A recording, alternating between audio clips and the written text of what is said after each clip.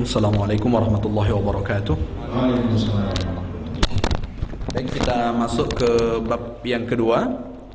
Hamlu ummihi bihi sallallahu alaihi wa alihi wasallam. Bab tentang hamilnya Siti Aminah ketika Rasulullah sallallahu alaihi wasallam ada di rahim beliau. Fahamalat bin Nabi sallallahu alaihi wa alihi wasallam ummuhu Aminah. Pada waktu itu Siti Aminah hamil, dan yang ada di rahim Siti Aminah adalah baginda Nabi Muhammad sallallahu alaihi wasallam.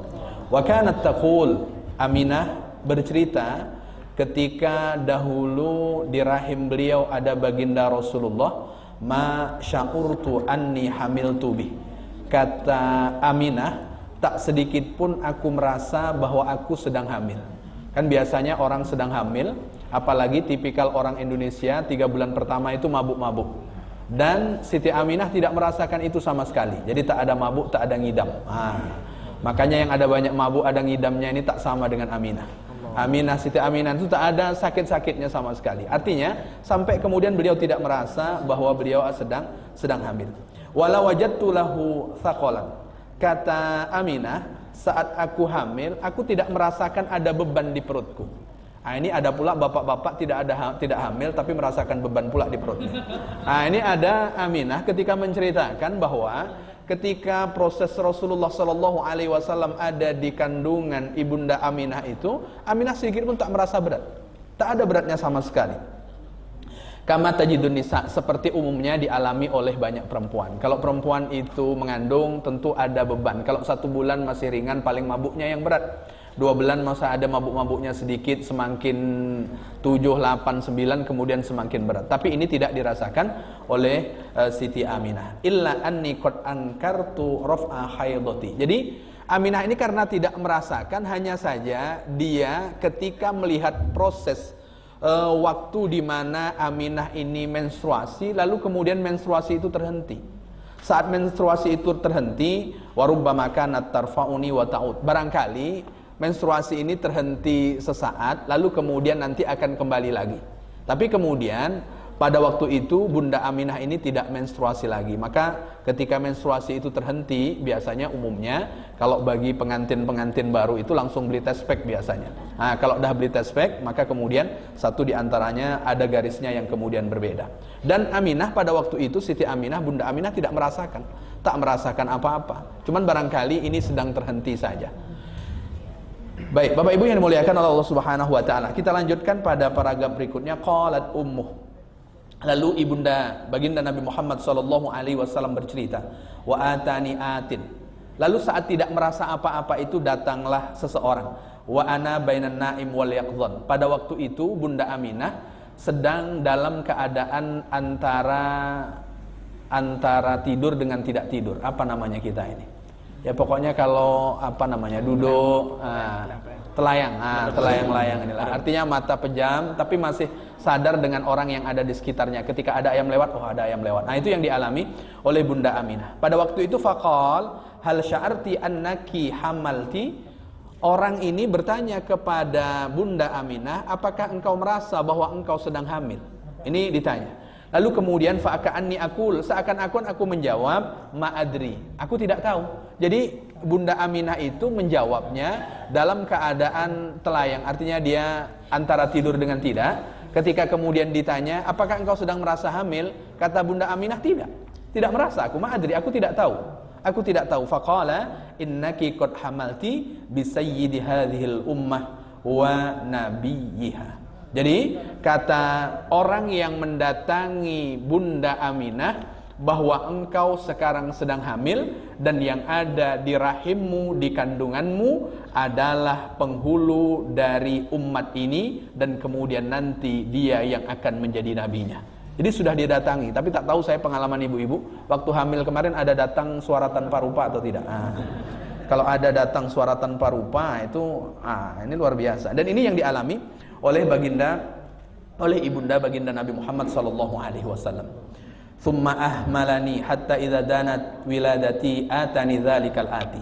Jadi setelah itu kejadian, lalu kemudian tak ada lagi datang kepada Bunda Aminah. Tapi ketika menjelang baginda Nabi Muhammad SAW lahir, baru datang kembali. Saat kedatang kembali, apa katanya? Faqala kuli wahai Aminah, ucapkanlah olehmu. Ini menarik. Ibu-ibu yang hamil menjelang melahirkan, barangkali ini bisa dijadikan amalan, karena ini dahulu yang dilakukan oleh Bunda Aminah. Barangkali nanti anak kita punya sikap seperti sikap dan sosok akhlak yang dimiliki oleh baginda Nabi Muhammad SAW. Yang belum menikah dicatat aja dahulu. U'idzuhu bil wahid min syarri kulli hasidin. Jadi kata orang yang mendatangi Bunda Aminah tadi menyampaikan, engkau mintalah perlindungan kepada Tuhan yang Esa min syarri kulli hasid, dari segala sesuatu keinginan orang yang akan berbuat dengki. Jadi mohon perlindungan. Maka ketika ibu-ibu hamil, lalu kemudian menjelangkan hamil itu kan mudah sekarang. Pergi saja ke tempat yang kemudian bisa ditengok di mesin USG itu, kan sudah nampak berapa hari kira-kira. Bergesernya paling sedikit lah, bisa saja maju, bisa saja mundur. Nah, itu tergantung. Artinya menjelang hari kelahiran itu, perbanyaklah untuk kemudian memohon perlindungan kepada Allah Subhanahu wa taala agar anaknya ini nanti terlindung dari kemudian orang yang akan berbuat dengki. Ini diantaranya yang diceritakan. Fa idza wada'tihi fasammihi Muhammadan. Nanti kalau dia sudah lahir, beri nama Muhammad.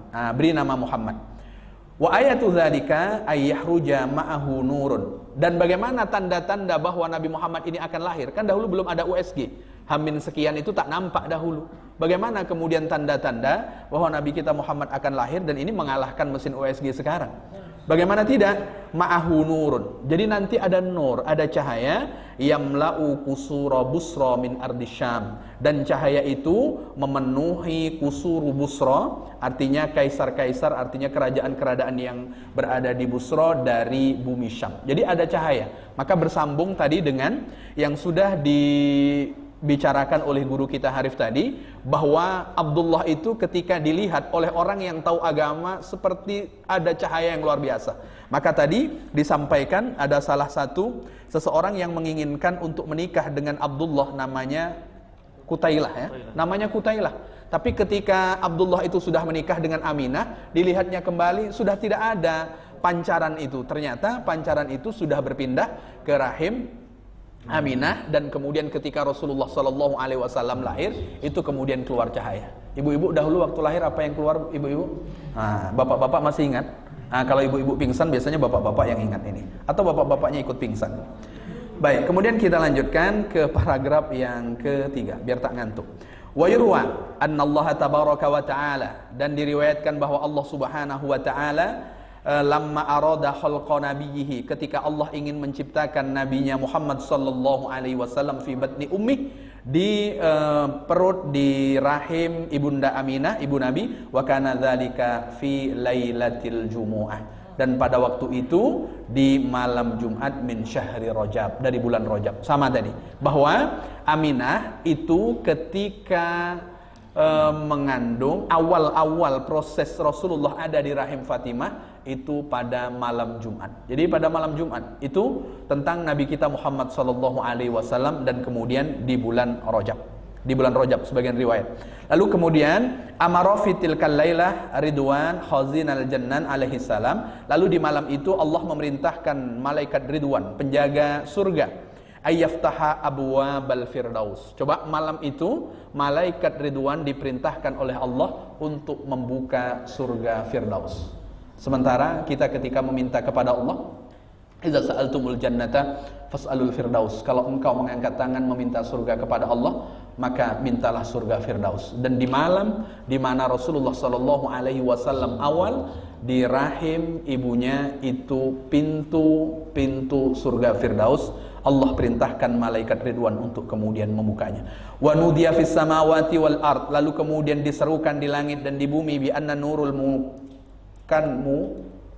maknunu al-mahzun alladhi yakunu ma'ahu nabiyyu al-hadi fi hadhihi al-lailah, yastaqirru fi batni ummih. Lalu kemudian diseru di langit bahwa kemudian cahaya yang tersembunyi, yang tersimpan itu ada bersama dengan Nabi yang menjadi petunjuk pada malam ini, yang kemudian menetap di rahim, di kandungan ibunda Nabi yang bernama Fatimah. Alladzi yatimmu khalquhu wa yakhruju ilan nasi basyira wa nadhira. Lalu kemudian Rasulullah penciptaannya disempurnakan, lalu kemudian Rasulullah lahir akan menjadi nabi yang basyira wa nadhira, yang memberikan kabar gembira lalu kemudian memberikan peringatan. Itu diantara proses ketika Rasulullah ada di rahim ibundanya. Paling tidak Bapak Ibu, ketika ini diceritakan bagaimana sesuatu yang bisa kemudian kita ikuti, minimal kita berdoa untuk memohon perlindungan kepada Allah terkait dengan anak yang ada di rahim ibu-ibu, dan kemudian bapak-bapak juga turut serta untuk meminta kepada Allah Subhanahu wa taala.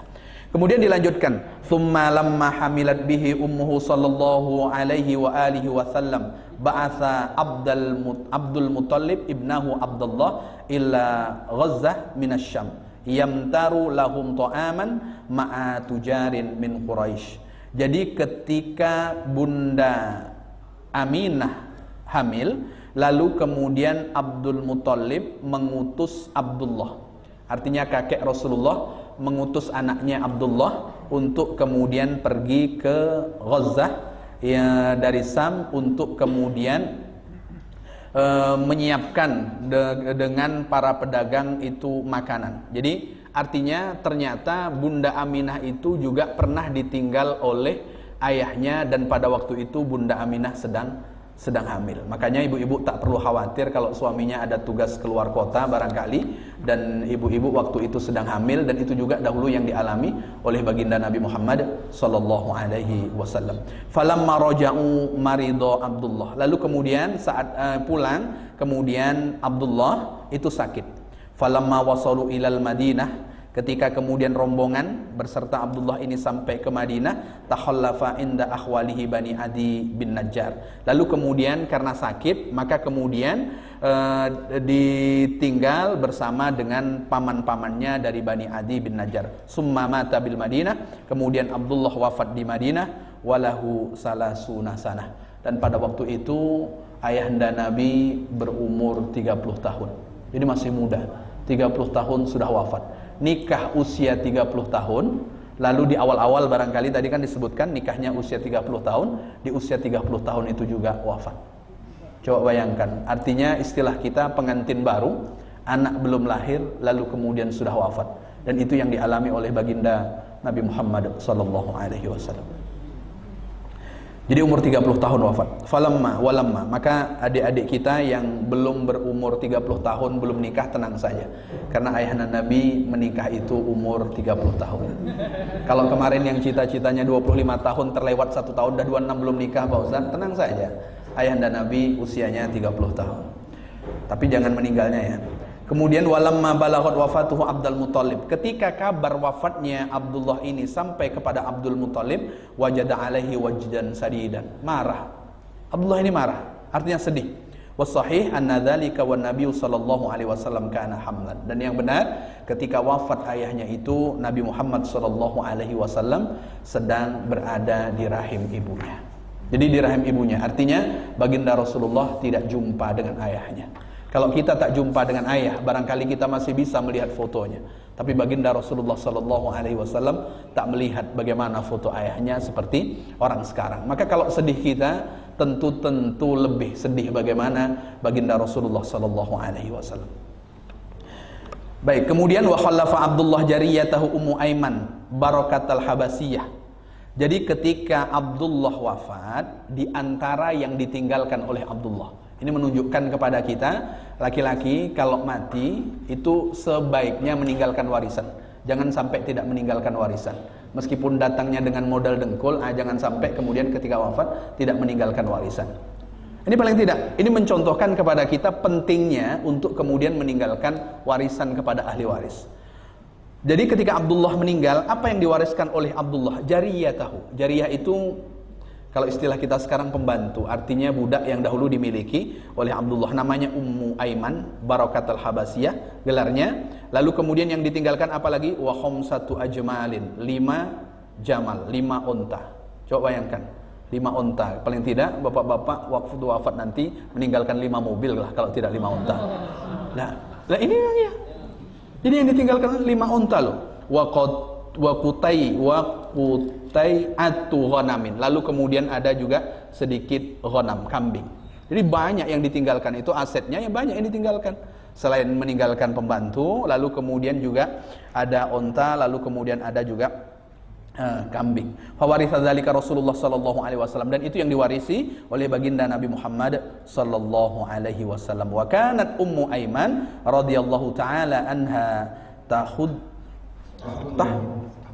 tahdunuhu, dan di antara yang mengasuh Rasulullah sallallahu alaihi wasallam adalah Ummu Aiman. Nah, ini di antara kisah terkait dengan bagaimana Rasulullah ketika ada di rahim ibundanya. Barangkali itu bagian saya, dan kemudian nanti akan dilanjutkan oleh asatidz yang lainnya. Wallahu a'lam. Assalamualaikum warahmatullahi wabarakatuh.